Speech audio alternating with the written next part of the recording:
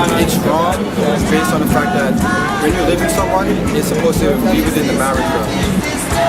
No, I do not believe in love at first sight, and I do not believe that you should move in before you get married. In order to love someone, you have to know them. I do believe in love at first sight as to letting them live with you before you get married. I guess that's okay too. No, I do not believe in love at first sight. I believe in lust at first sight.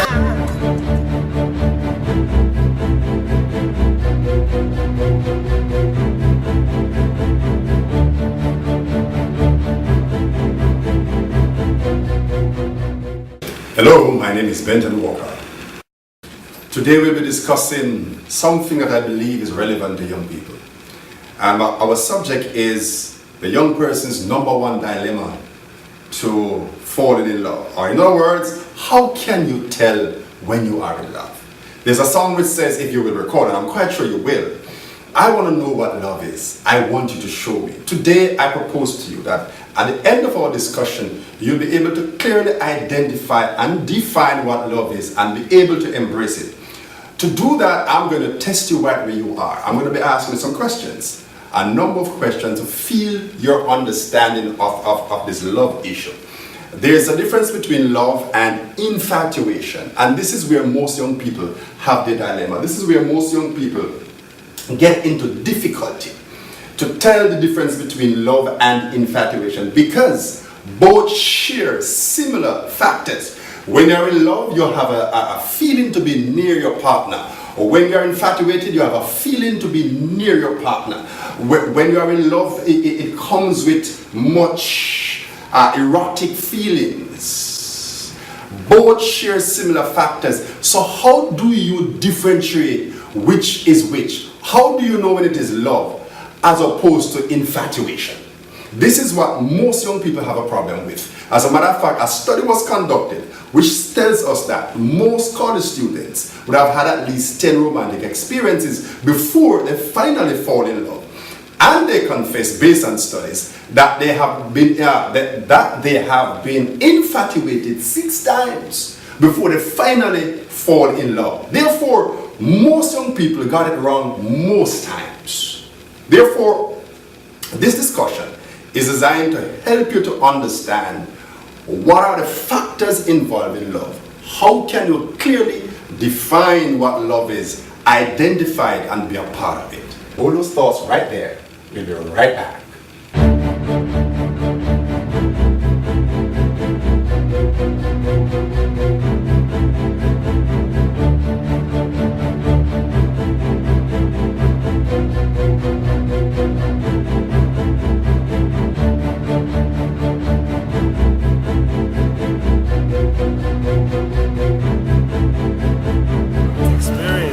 Why it could be love at first sight, but at the same time it developed more. This is a thought. You fall in love with somebody.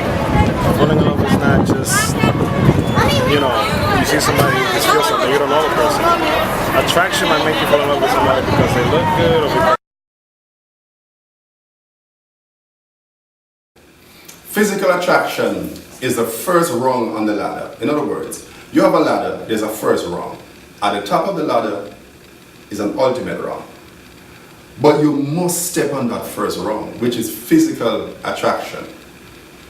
Physical attraction, or let me put it this way, find someone who can literally drive you crazy in the bedroom. That's how necessary physical attraction is. But it is not the ultimate, it is not your goal. That's where you begin. There are other issues that are more important. Communication, trust, issues like these that you must embrace as you climb this ladder. Therefore, I'm suggesting to you that love is not possible at first sight. What is possible at first sight is physical attraction. Yes, I know, my dear young man, I'm talking to you. You see her in the short tight skirt. She has this profile that hits you hard.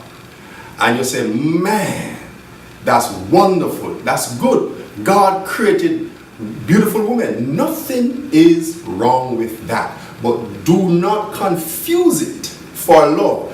Understand it for what it is. It is simply physical attraction. That's number one. You've got to take it from there, because there are other deeper issues that must be perused, that must be understood. Personally, I believe to live with someone, you should be married to them, because one, when you're living with someone, you are committed to them, and well, not committed to them, but when you're living with someone, you have bills, you share bills. Why would I want to be sharing bills with someone I'm not committed to? And also, we build together in a house, and I don't want to build my life around someone I don't plan on spending my life forever with. And a lot of times, youth, we think, okay, we're in love, so it's okay if we move in together. But unless I have a ring, unless I'm married, I wouldn't move in with someone else. And also, living with someone of the opposite sex, you're gonna, the sexual attraction is gonna rise, and then you're gonna be tempted to do things that you shouldn't be doing. So I would, to not put myself in that tempting position, I would not move in with someone who isn't my husband. Question number 2.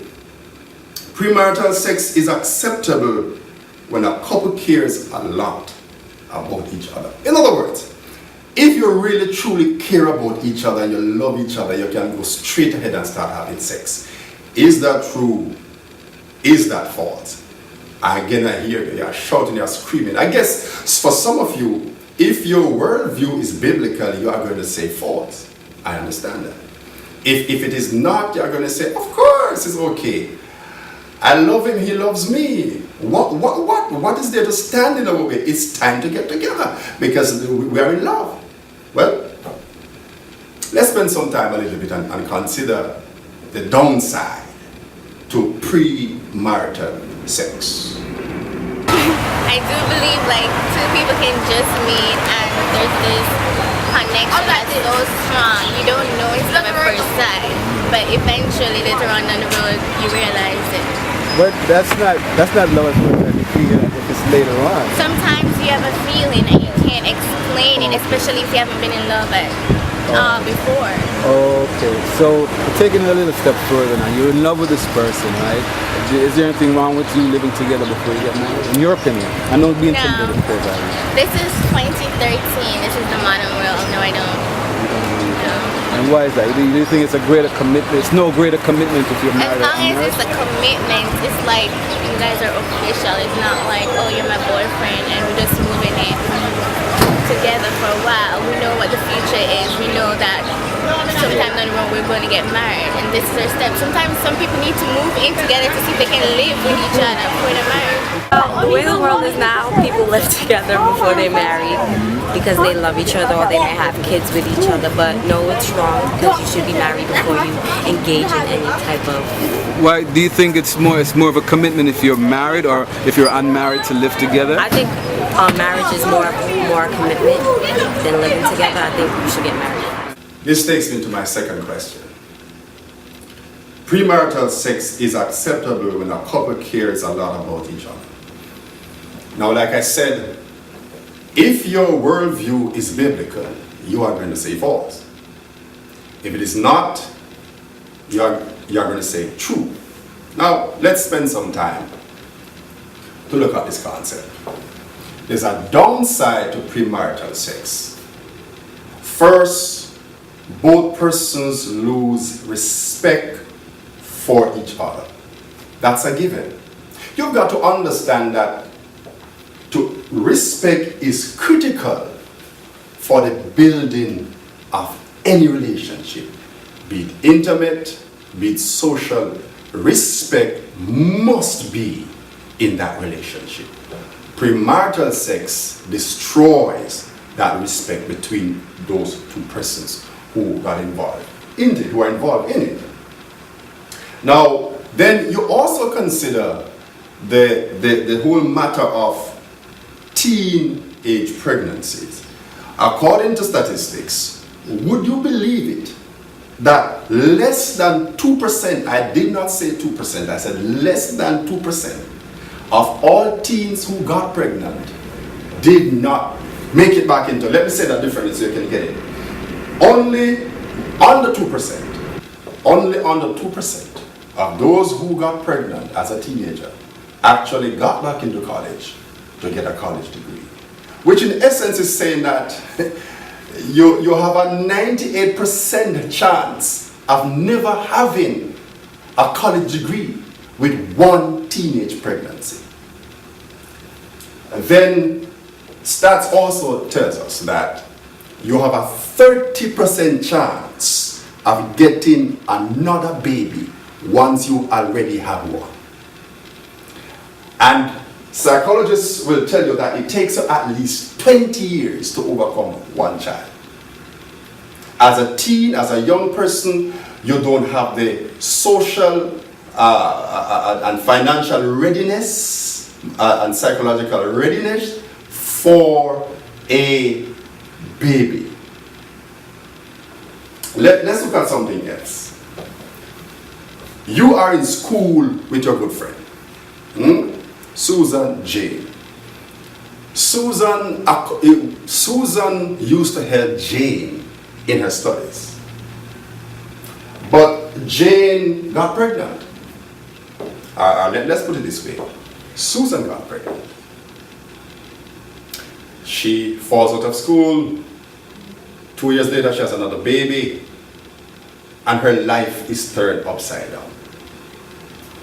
But when you look at Jane 10 years down the road, the same girl in school that you used to assist, she now has a master's degree.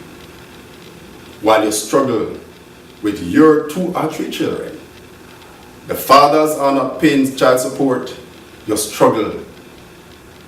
You hurt deeply when you see those persons, where they are and where you are. Premarital sex has its downside. But let me share something else with you. I'm going to take you now into deep waters. The Bible says that God created sex to be a binder between 2 persons. It is particularly created for bonding between a married couple. Do I believe in love at first sight? I wouldn't say yes. I do believe in love at first sight. I believe that us as Christians, God has an individual for all of us. Now, let me take you into deep waters. God created sex, so sex is a wonderful thing. There's nothing dirty about sex. It was created by God. But God had a purpose behind sex. It was not just for procreation, that is, to produce children. It has that function, but it is more than that. God designed sex to be a cement, as it were, to bind a couple together to the extent that after many years of being together, they begin to resemble each other. Now watch this. Whether you are married or you're unmarried, once you become involved in sexual intimacy, the bonding begins to take place. Now, you are young, you are inexperienced, you don't have what it takes to select a life partner yet. You are still confused between love and infatuation. You are not in a position to choose a life partner yet. Yet you pick up this guy or this girl. You begin to get involved in premarital sex. The binding begins. He breaks your leg psychologically. Listen to me. Your legs are broken psychologically. But as you grow older, you discover that he's a loser. He has no ambition. He's heading nowhere in life. You want to move on, but you find that you have become a slave to him, a sexual slave, so to speak. You can't move on when you want to move on because bonding has already taken place. This bonding should have taken place in the context of marriage, where 2 people love each other and have made permanent commitment to each other. But you have started something that you should have left alone, and you have begun to feel the consequences. So do not begin to feel that because you think you are in love, premarital sex is okay. It is never okay. Premarital sex is never okay. Sex is designed to take place in its proper context when 2 people are truly in love and they are prepared to commit to each other for a lifetime? My name is Keisha, My name is Andre. and we're the Marshalls. For me, I would say no. I didn't practice it myself, but I mean, we still lived at our parents' house at the time, but we'll spend time at one house or the other. But you know, this was after engagement, and we were pretty much at the point of getting married. But I still, in most cases, it is better not to live with people before your marriage. Question number 3. When real love hits, you know it. When real love hits, you know it. True or false? Now, international reggae star Bob Marley said, hit me with music, for when it hits, you feel no pain. So hit me with music. Can love hit you? That's a question you need to contemplate. As a matter of fact, if you were thinking carefully about what I've been saying from question number 1 down to 3, you would begin to catch my drift. The answer to the question is false, because love can never hit you. Love is something that develops slowly. Love grows over time. Love never hits. You never fall into love. You grow into love. This is fundamental for young people to understand, because what hits you is infatuation. What's hit you is her curves, her 24, her 36, or what have you, her pretty face, his muscles, and these are the things that hits. Not love. Attraction hits you at first, but the deeper issues are there to be investigated. So love grows, and love must be watered in order to be developed. So please understand, my young friends, and you listen to me very carefully, and I love the fact that you're right there right now. Don't go anywhere. Anything that hits you, be careful. Is a signal, is a sign that something is wrong. Understand that if you are physically attracted to someone, that's good, but you take it slowly, because love grows slowly. I hope this presentation has been a blessing to you. I enjoyed presenting it to you. In our next series, in our next presentation, we will continue the theme of love versus infatuation. God bless you. See you next time.